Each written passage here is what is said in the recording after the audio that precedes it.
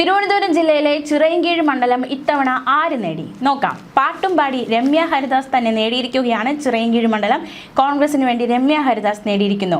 നിയമസഭയിലേക്ക് കന്നി ജയമാണ് രമ്യ ഹരിദാസ് ഇവിടെ നേടിയിരിക്കുന്നത്. 2019 ആലത്തൂരിൽ നിന്ന് ലോക്സഭയിൽ എത്തിയ വ്യക്തിയാണ് രമ്യ ഹരിദാസ്. 2024 ലോക്സഭാ തെരഞ്ഞെടുപ്പിലും ചേലക്കര ഉപതെരഞ്ഞെടുപ്പിലും പരാജയപ്പെടുകയുണ്ടായി. ഇപ്പോൾ ഇതാ രമ്യ ഹരിദാസ് നിയമസഭയിലേക്ക് ആദ്യമായി എത്തുന്നു. ചിറയൻകീഴുകാരാണ് രമ്യയെ നെഞ്ചിലേറ്റിയത്.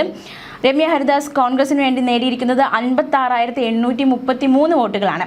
ഇവിടെ രണ്ടാം സ്ഥാനത്ത് നിൽക്കുന്നത് CPI ആണ്. മനോജ് ഇടമന 55,411 വോട്ടുകൾ നേടി രണ്ടാം സ്ഥാനത്തുണ്ട്.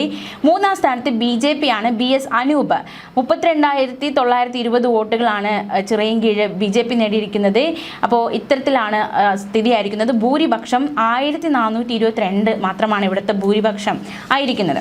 ഇനി നമുക്ക് 2021 സ്ഥിതി നോക്കാം. 2021 വി ശശിയാണ് ഇവിടെ ജയിച്ചത്. CPIക്ക് വേണ്ടി 62,634 വോട്ടുകൾക്കാണ് അദ്ദേഹം വിജയിച്ചത് ഇവിടെ. ഇനി നമുക്ക് രണ്ടാം സ്ഥാനം നോക്കാം. രണ്ടാം സ്ഥാനത്ത് കോൺഗ്രസിന്റെ BS അനൂപ് 48,617 വോട്ടുകൾക്ക് രണ്ടാം സ്ഥാനത്തുണ്ട്. മൂന്നാം സ്ഥാനത്ത് BJPയുടെ GS ആശാനാഥാണ് 30,986 വോട്ടുകൾക്ക് മൂന്നാം സ്ഥാനത്ത് നിൽക്കുകയാണ്.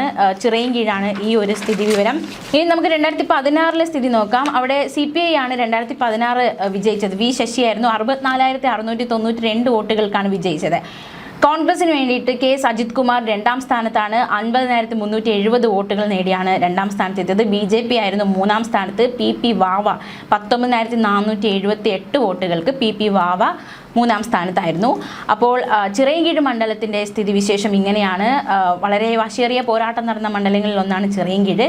ചിറയൻകീഴുകാർ ഇത്തവണ നെഞ്ചേറ്റിയിരിക്കുന്നത് കോൺഗ്രസിനൊപ്പമാണ്. കോൺഗ്രസിന് അനുകൂലമായിട്ടാണ് ചിറയൻകീഴുകാർ ഇത്തവണ ചിന്തിച്ചത്.